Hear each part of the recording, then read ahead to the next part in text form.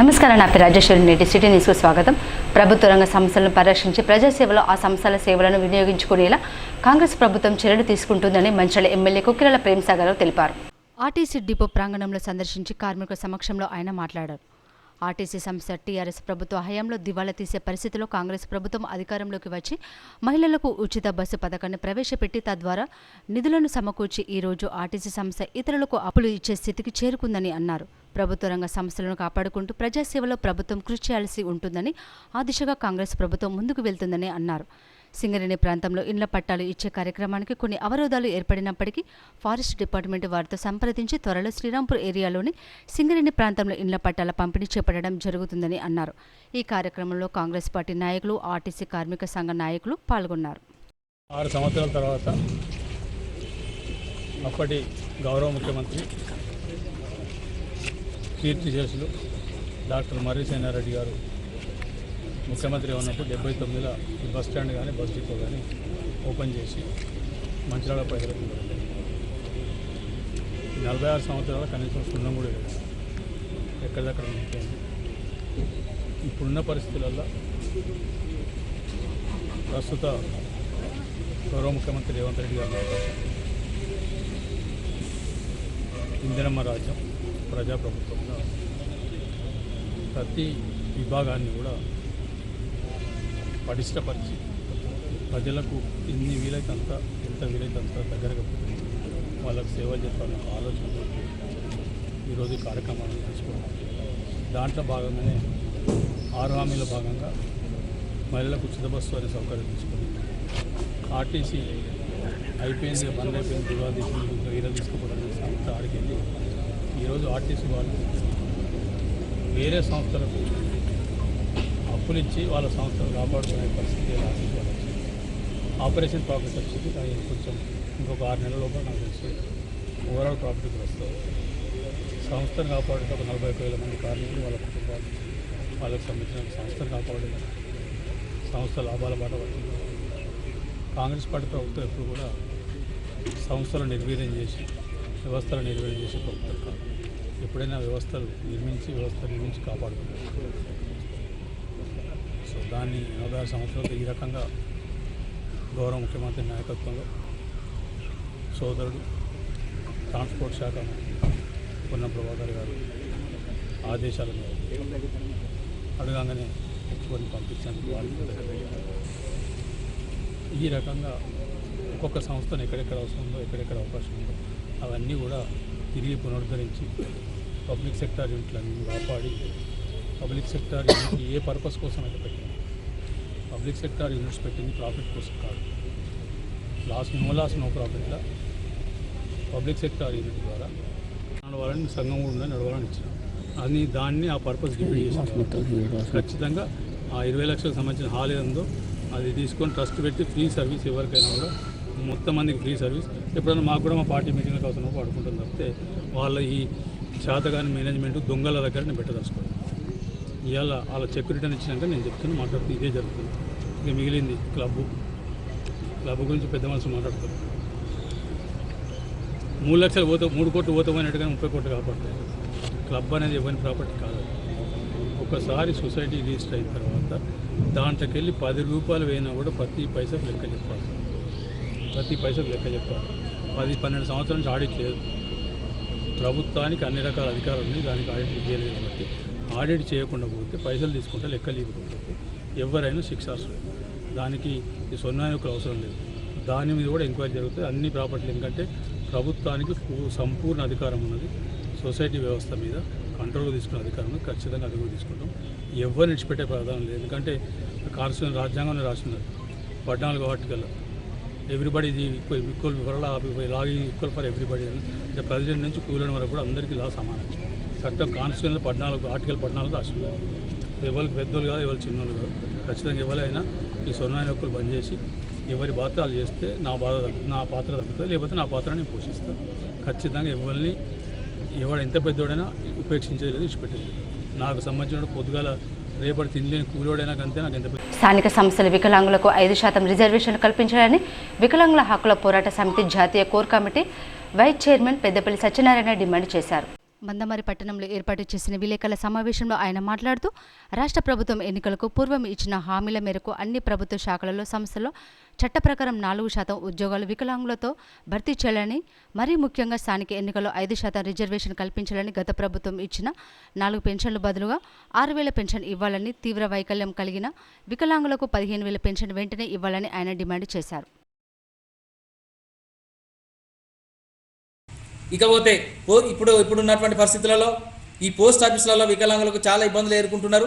మరి ఏదైతే వికలాంగులకు 4,000 రూపాయల పెన్షన్ ఇప్పుడు వస్తుంది, 4,016 రూపాయల పెన్షన్ అయితే 16 రూపాయలు కట్ చేసుకొని 4,000 రూపాయలు ఇస్తున్నారని చెప్పేసి చాలా జిల్లాల నుంచి కంప్లైంట్ వస్తున్నాయి. మరి ప్రభుత్వం దాని మీద ప్రత్యేక శ్రద్ధ పెట్టి ఆ పోస్ట్ ఆఫీసులు తీసి వాళ్ళు బ్యాంకులకు ఇస్తారా, లేదా ఉన్నటువంటి పోస్ట్ ఆఫీసులోనే వాళ్ళకు సక్రమంగా ఇచ్చే విధంగా ఏర్పాటు చేస్తారా, మరి ప్రభుత్వం ఒకసారి పునరాలోచించాలని చెప్పేసి ఈ సందర్భంగా తెలియజేస్తున్నాను. మరి అదే సందర్భంలో ఇవాళ అన్ని ప్రభుత్వ కార్యాలయాల్లో ర్యాంపులు లేవు.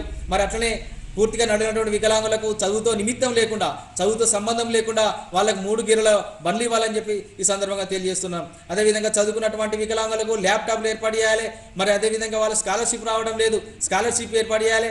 మరి ప్రభుత్వం ప్రతి జిల్లాకు ఒక రెసిడెన్షియల్ స్కూలు, ఒక రెసిడెన్షియల్ కాలేజీ, అదే ఏ విధంగా అయితే వాళ్ళు ఇవాళ కాంపిటీషన్ ఎగ్జామ్ ప్రిపేర్ అవ్వడం కోసం ప్రభుత్వాలు ఎట్లయితే హైదరాబాద్ సెంట్రల్గా ఉన్నాయో కాకుండా ప్రతి జిల్లా కేంద్రంలో కూడా వీళ్ళు కాంపిటీషన్ ఎగ్జామ్స్ ప్రిపేర్డ్ కావడం కోసం, ఉద్యోగాలకు ప్రిపేర్డ్ కావడం కోసం ఆయా జిల్లా కేంద్రంలో ప్రతి జిల్లా కూడా ఒక అకాడమీ ఏర్పాటు చేయాలని ఈ సందర్భంగా నేను తెలియజేస్తున్నాను. శ్రీరాంపూర్ ఏరియా ఓపెన్ కాస్ట్ ప్రాజెక్టులో పనిచేసి పదవి విరమణ పొందిన అటకపురం శంకర్, శరత్ బాబులను జీఎం శ్రీనివాస్ శాలువాలు పూలమాలలతో ఘనంగా సన్మానించారు.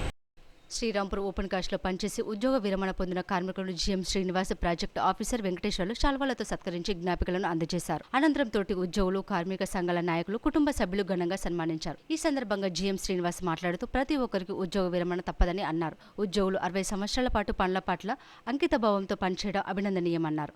ఉద్యోగ విరమణ తర్వాత వచ్చే డబ్బులను ప్రణాళిక ప్రకారం ఖర్చు చేసుకోవాలని, ప్రభుత్వ రంగ బ్యాంకుల్లో డబ్బులను భద్రపరచుకోవాలని సూచించారు. పదవి విరమణ అనంతరం తమ శేష జీవితాన్ని కుటుంబ సభ్యులతో సంతోషంగా గడపాలని ఆకాంక్షించారు. ఈ కార్యక్రమంలో గని అధికారులు, యూనియన్ నాయకులు, కార్మికులు పాల్గొన్నారు. అటకాపురం శంకర్ గారు జనరల్ అసిస్టెంట్, తను కూడా మరి 30 సంవత్సరాలు పనిచేసి ఈరోజు దిగిపోతున్నారు. వారు కూడా మరి ఇప్పుడు వీళ్ళందరూ చెప్పినట్టు ఎటువంటి రిమార్క్స్ లేకుండా చక్కగా పనిచేశారు, రిటైర్ అయ్యారు. ఇక్కడ ఉన్న అందరికీ చెప్పేది ఏంటంటే రిటైర్మెంట్ కొన్ని 30 సంవత్సరాలు కావచ్చు, 35 కావచ్చు, 40 కావచ్చు, ఇది సంవత్సరాలు పనిచేసి రిటైర్ అయిన తర్వాత ప్రతి ఒక్కరిలో ఏదో ఒక గొప్పతనం అయితే ఉంటుంది. వాళ్ళ నుంచి నేర్చుకోవాల్సింది ఉంటుంది. మన అందరం కూడా అక్కడ ఉన్నారు, చిన్నోళ్ళు కావచ్చు, పెద్దోళ్ళు కావచ్చు. సో మనం ఆ విధంగా పడుకోవాలి, అవి నేర్చుకోవాలి, అది ఫాలో కావాలి, అది ఇంప్లిమెంట్ చేసుకోవాలి. వాళ్ళ దగ్గర ఉన్న కొందరు కష్టపడి పని చేస్తుంటారు, కొందరు మంచి కమ్యూనికేటర్ ఉంటారు, కొంతమంది మంచి టెక్నికల్ టాలెంటెడ్ ఉంటారు. ఇట్లా ఒక్కొక్కరు ఒక గొప్ప విషయము. మన ఇక్కడ మీ దగ్గర నేను అక్కడ ఉన్న 4 మెన్ ఫిల్టర్ వాళ్ళందరితో మాట్లాడాను. మనం చేతుల బెల్ట్ మీద నుంచి ఒక క్రాస్ బెల్ట్ వేయాలి, చేస్తే బాగుంటుంది. ఎక్స్పీరియన్స్ ఈజ్ ఎక్స్పీరియన్స్, అంతే. అనుభవం ఉన్న వాళ్ళు అనుభవం, కొత్త వాళ్ళకంటే అనుభవం ఉన్న వాళ్ళ యొక్క నాలెడ్జ్ ఎక్కువ ఉంటుందని నేను గట్టిగా నమ్ముతూ, అయితే ఆ రోజు వాళ్ళు చెప్పినప్పుడు వాళ్ళు కొన్ని సలహాలు చెప్పడం జరిగింది. సో ఆ రకంగా మన సింగర్లో పనిచేసే వాళ్ళు చాలా గొప్పవాళ్ళు, అంటే ఉద్యోగులు కానివ్వండి, అధికారులు కానివ్వండి, ఎవరైనా కానివ్వండి. ఎందుకంటే బయట ఇప్పుడు ఈ రోజు చూస్తే మంచి కళ్ళ కత్తుకొని తీసుకుంటారు సింగర్లో పనిచేసిన వాళ్ళంటే. అంటే చక్కటి నిజాయితీని పనిచేస్తారు, హార్డ్ వర్కింగ్ నేచర్ అనుకుంటారు, టెక్నికల్ సౌండ్ అనుకుంటారు. సో అట్లాంటి మనకు మంచి పేరు ఉంది అందరికి కూడా. మరి ఈరోజు మరొకసారి మనందరితో ఉన్న వారికి రిటైర్మెంట్ సుఖంగా సంతోషంగా ఉండాలని. సంగారెడ్డి జిల్లా పాషమైలారం పారిశ్రామిక వాడలో భారీ అగ్ని ప్రమాదం జరిగింది. సిగాచి కెమికల్ ఫ్యాక్టరీలో రియాక్టర్ బ్లాస్ట్ కావడంతో పలువురు కార్మికులు తీవ్రంగా గాయపడ్డారు. ఘటనా స్థలాన్ని కార్మిక శాఖ మంత్రి వివేక్ వెంకటస్వామి, బీఆర్ఎస్ ఎమ్మెల్యే హరీష్ రావు, ప్రభుత్వ అధికారులు పరిశీలించి ఘటన వివరాలను అడిగి తెలుసుకున్నారు. ఈ సందర్భంగా జిల్లా కలెక్టర్, ఎస్పీ, ఎన్డీఆర్ఎఫ్ బృందాలతో మాట్లాడారు. సహాయక చర్యల గురించి చర్చించారు. అగ్నిమాపక సిబ్బంది మంటలు ఆర్పివేశారు. ఈ ప్రమాదంలో గాయపడిన కార్మికులు వెంటనే ఆసుపత్రికి తరలించారు. బాధితుల సహాయార్థం కంట్రోల్ రూమ్ ఏర్పాటు చేశారు. మాజీ మంత్రి హరీష్ రావు ప్రమాద స్థలాన్ని సందర్శించారు. క్షతగాత్రులకు మెరుగైన వైద్యం అందించాలని అధికారులను కోరారు. మరోవైపు ఆసుపత్రి చికిత్స పొందుతున్న క్షతగాత్రులను మంత్రి గడ్డం వివేక్ పరామర్శించారు.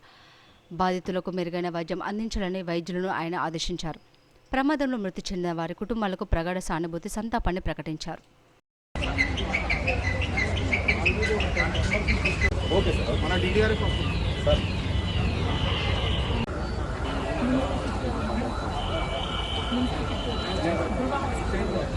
కంట్రోల్ రూమ్ పెట్టండి, ఒక కామన్ ఫోన్ నంబర్ ఇవ్వండి. ఇన్సిడెంట్ జరిగింది 9 గంటలకు, దాదాపు 1 అవుతా ఉంది, 5 గంటలు అయింది. ఏం చేస్తున్నారు 5 గంటల నుంచి? ప్రభుత్వం ఏం చేస్తుంది? అధికారులు ఏం చేస్తున్నారు? ఇంత పెద్ద ఇన్సిడెంట్ ఈ ప్రాంతంలో జరిగితే ఒక కంట్రోల్ రూమ్ పెట్టి, ఒక ఫోన్ నంబర్ను పెట్టి, ఎవరైనా ఫోన్ చేస్తే ఇగో పలానోళ్ళు పలానా హాస్పిటల్లో ఉన్నారు, పలాని వాళ్ళు చనిపోయి పోస్ట్ మార్టం దగ్గర ఉన్నారు, ఇంకా మిగతా వాళ్ళ వివరాలు తెలవాల్సిన అవసరం ఉంది, తీసుకోవాలన్నా వద్దా? ఇప్పుడు ఒక 4-5 నాకే కలిస్తే నేను తీసుకెళ్లి అక్కడ కలెక్టర్ గారికి, ఆర్డీఓ గారికి కల్పించాల్సిన పరిస్థితి ఏర్పడ్డది. ఎంత ఇర్రెస్పాన్సిబుల్గా ప్రభుత్వము, ఈ అధికార యంత్రాంగం పనిచేస్తుందంటే ఇది నిజంగా చాలా బాధాకరం. ఒకవైపు ఎన్డీఎస్ఆర్ఎఫ్ బృందం అద్భుతంగా లోపల పోయి పనిచేస్తున్నారు, వాళ్ళను మనం అభినందించాల్సిందే. కానీ రెవెన్యూ యంత్రాంగము, జిల్లా యంత్రాంగం ఏం చేస్తున్నట్టు? బయట నేను ఇప్పుడు చెప్పాను, ఒక టేబుల్ పెట్టుకోండి, ఒక చిన్న హ్యాండ్ మైక్ పెట్టుకోండి, ఓ 2 తహసీల్దార్లను 2 ఎస్ఐలను ఆడ కూర్చోబెట్టండి, ఓ లిస్టు దగ్గర పెట్టుకోండి, ఎవరెవరు ఏ హాస్పిటల్కి పంపించమంటే ఒక లిస్టు పెట్టుకోండి, చనిపోయిన వాళ్ళది ఒక లిస్టు పెట్టుకోండి, అసలు డ్యూటీలో ఎంతమంది ఉన్నారో, ఆ రోజు మార్నింగ్ షిఫ్ట్కి ఎంతమంది పంచ్ చేసినారో అటెండెన్స్ లిస్ట్ ఒకటి పెట్టుకోండి. అంటే డ్యూటీ ఎంతమంది పంచ్ చేసిండ్రు, అసలు డ్యూటీలో ఎంతమంది ఉన్నారంటే ఒక్కొక్కరు ఒక లెక్క చెప్తున్నారు. కలెక్టర్ది ఒక లెక్క ఉంది, ఎస్పీది ఒక లెక్క ఉంది, ఇంకొకరిది ఇంకో లెక్క ఉన్నది. డ్యూటీలో ఎంతమంది ఉన్నారు ఆ టైంకు 9:18 అంటే ఇప్పటి వరకు 5 గంటలైనా ఎంతమంది షిఫ్ట్లో పనిచేస్తున్నారో అధికారులు చెప్పడం లేదు. అసలు ఏ వివరాలు కూడా లేకుండా బాధ్యతారహిత్యంగా పనిచేసినట్టు కనబడతా ఉంది. మరి రాష్ట్రంలో కార్మిక శాఖ మంత్రి ఏం చేస్తున్నట్టు, మరి ప్రభుత్వం ఏం చేస్తున్నట్టు? జీహెచ్ఎంసీ పరిధిలోని మాదాపూర్ సున్నం చెరువులో హైడ్రా కూల్చివేతను ఎమ్మెల్యే అరకపూడి గాంధీ అడ్డుకున్నారు. సున్నం చెరువులో కూల్చివేతను ఆపివేయాలని ఆయన డిమాండ్ చేశారు. సున్నం చెరువులో అక్రమణ తొలగింపును సోమవారం హైడ్రా చేపట్టింది. 32 ఎకరాల విస్తీర్ణంలోని సున్నం చెరువులో భారీగా ఆక్రమణలు ఉన్నట్లు అధికారులు గుర్తించారు. ఎఫ్టీఎల్ పరిధిలో అక్రమంగా నిర్మించిన గుడిసెలను కూల్చివేశారు. చెరువు సమీపంలో అక్రమంగా వేసిన బోరు మోటార్లను తొలగించారు. చెరువు పరిధిలోని భూగర్భ జలాలను వినియోగించొద్దని హైడ్రా సూచించింది. అక్రమంగా నీటిని తరలిస్తున్న పలు వాటర్ ట్యాంకర్లను సీజ్ చేసింది.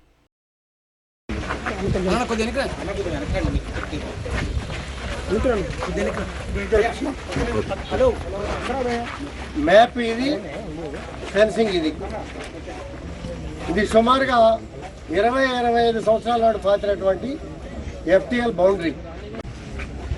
మ్యాప్లో కానీ ఎఫ్టీఎల్ బఫర్ జోన్లో కానీ మేము ఎక్కడా కూడా అడ్డుకునే ప్రసక్తే లేదు.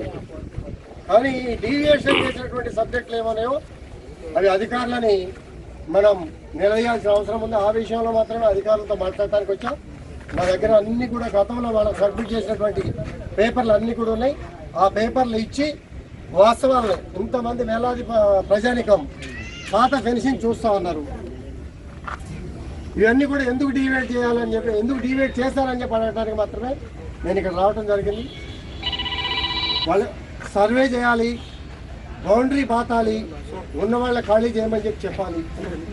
చెయ్యినప్పుడు చట్టపరంగా చర్యలు తీసుకుంటారు తప్పించి. రేపు నాకు తెలిసి ఈ సిఎస్ సొసైటీ వాళ్ళు ఒక మాట చెప్పారు. నిన్న నా దగ్గరికి ఆదివారం కావడంతో అందరూ వచ్చారు. మంగళవారం రోజున కమిషనర్ గారు మాకు అపాయింట్మెంట్ ఇచ్చారు. మీ అందరితో కూడా కూర్చొని మాట్లాడుతున్నారు. సంతోషం, మాట్లాడండి. కమిషన్ ఒకరోజు ముందే వచ్చి కూల్చివేతలు మొదలుపెట్టారు అంటే దీని అంతరాయం ఏంటనేది అధికారులు అడగడానికి నేను వచ్చా. అడిగి తేల్చుకొని కమిషనర్ గారితో మాట్లాడి నేను వెళ్తాం. పథకం ప్రకారమే కేసీఆర్ కుటుంబంపై కక్ష సాధింపు జరుగుతుందని బీఆర్ఎస్ ఎమ్మెల్యే మాజీ మంత్రి జగదీష్ రెడ్డి పేర్కొన్నారు. తెలంగాణ భవన్లో ఏర్పాటు చేసిన సమావేశంలో ఆయన మాట్లాడుతూ ఫోన్ ట్యాపింగ్ కేసుతో కేసీఆర్ కేటీఆర్ ఏం సంబంధమని ప్రశ్నించారు. ఆధారాలు లేకుండా వార్తలు రాస్తే కఠిన చర్యలు తప్పవన్నారు. ఈరోజు కేటీఆర్ ఛాలెంజ్ చేసిండు, ఈరోజు నువ్వు ఫోన్ ట్యాప్ చేస్తలేని చెప్పి ఎవడన్నా వచ్చి అని మాట్లాడారు. నేను మళ్ళీ కూడా విజ్ఞప్తి చేస్తా ఉన్నా, లేని వాటిని మీరు ఊహించి రాసి మేము ఇదే జర్నలిజం మాది అంటే మాత్రం ఒప్పుకునేది లేదు. మీ ఇష్టం వచ్చిన పద్ధతిలో దాడి చేస్తాం. లోపల ఏదో విచారణ జరుగుతుంటే ఏ విచారణ అధికారి చెప్పిన రాస్తున్నారు. నిన్న ఇవాళ కూడా మళ్ళీ రోతరాతలు మొదలుపెట్టినారు. నిన్న ఇవాళ ఏ పోలీస్ అధికారి చెప్పిండు మీకు? ఎవరి పేరు ఏదో చెప్పినట్టు? ఏం జర్నలిజం అనాలి మన దీన్ని? నిజమే, నీ ఆయుధంతో నీ ఇష్టం వచ్చినట్టుగా నరికేస్తున్నాము. పెడదాం చర్చ ఎక్కడైనా, మేము సిద్ధంగా ఉన్నాం. ఎస్, మీడియా పట్ల మా కేసీఆర్కు ఉండేంత అంకిత భావం, కేసీఆర్కు ఉండేంత గౌరవం ఇంకొకరికి ఉండదు. ప్రజా సమస్యల సత్వర పరిష్కారం కోసం నిర్వహిస్తున్న ప్రజావాణి కార్యక్రమానికి ఫిర్యాదులు వెల్లువెత్తాయి. ప్రజా ఫిర్యాదులను సత్వరమే పరిష్కరించాలని వికారాబాద్ కలెక్టర్ ప్రతీక్ జైన్ అధికారులను ఆదేశించారు. సమీకృత జిల్లా కార్యాలయ సముదాయ సమావేశ మందిరంలో సోమవారం నిర్వహించిన ప్రజావాణి కార్యక్రమానికి 185 ఫిర్యాదులు వచ్చాయని తెలిపారు. జిల్లాలోని వివిధ ప్రాంతాల నుంచి వచ్చిన ఫిర్యాదుదారులు తమ సమస్యలను కలెక్టర్కు విన్నవిస్తూ భూ సమస్యలు, పెన్షన్లకు సంబంధించిన ఫిర్యాదులు సమర్పించారు. ప్రజావాణిలో వచ్చిన ప్రతి ఒక్క దరఖాస్తును పరిష్కరించి ఆన్లైన్లో పొందుపరచాలని సిద్దిపేట జిల్లా కలెక్టర్ హైమావతి అధికారులను ఆదేశించారు. ఇప్పటి వరకు ప్రజావాణి కార్యక్రమాల ద్వారా స్వీకరించిన దరఖాస్తుల పరిష్కారం మరియు పెండింగ్ వివరాలు శాఖల వారీగా రివ్యూ చేస్తూ జిల్లాలోని ప్రజలకు ప్రజావాణి కార్యక్రమంపై సదభిప్రాయం కలిగేలా అధికారులు వారి శాఖలకు వచ్చిన ప్రజావాణి ఫిర్యాదులను తక్షణమే పరిష్కరించి ప్రజలకు న్యాయం చేసి ఆయా వివరాలను ఆన్లైన్లో పొందుపరచాలని అన్నారు. సైబరాబాద్ కమిషనరేట్లో పనిచేసి పదవి విరమణ పొందిన పోలీసులను కమిషనర్ అవినాష్ మహాంతి శాలువాలు, పూలమాలతో ఘనంగా సన్మానించి వేడుకలు పలికారు. కమిషనర్ కార్యాలయంలోని ఆడిటోరియంలో 12 మంది పోలీసు అధికారులకు సన్మాన కార్యక్రమాన్ని చేపట్టారు. Cyberabad CP Avinash Mohanty retired police అధికారులను సన్మానించి వీడ్కోలు పలికారు. ఈ సందర్భంగా వారికి పెన్షన్ పత్రాలను అందజేశారు. అనంతరం ఆయన మాట్లాడుతూ వారి సేవలను కొనియాడారు. పదవి విరమణ అనంతరం వారి శేష జీవితం ఆయురారోగ్యాలతో కుటుంబ సభ్యులతో సంతోషంగా గడపాలని ఆకాంక్షించారు. Happiness, it's a sense of great loss for Cyberabad police. Today we are losing so many of our officers from police to their families, and మేము పోగొట్టుకుంటున్నాం, మీరు గెయిన్ చేసుకుంటున్నారు ఈరోజు. సో దానికి మీరు హ్యాపీ ఉండొచ్చు, మేమైతే వీఆర్ నాట్ వెరీ హ్యాపీ. లేకపోతే ఇన్ని ఆఫీసర్స్ ఒకరోజు రిటైర్మెంట్ అవ్వడం ఈజ్ వెరీ రేర్. అందుకే హాల్ ఫుల్ ఉంది. బట్ the fact that మీరు ఇంతమంది the family members are here itself is వాళ్ళ కోసం also I think it's a great cause for celebration. All officers here, I was just going, we have officers right from our AO, ACP, SIs, RSI, HCs, అందరూ ఉన్నారు retire అయిన వాళ్ళు. And I saw nobody less than 35 years of service, and I think somebody going up to 41 years of service. City news ఇంతటి సమాప్తం. తిరిగి ప్రసారమైన city న్యూస్లో మళ్ళీ కలుసుకుందాం. అంతవరకు సెలవు. నమస్కారం.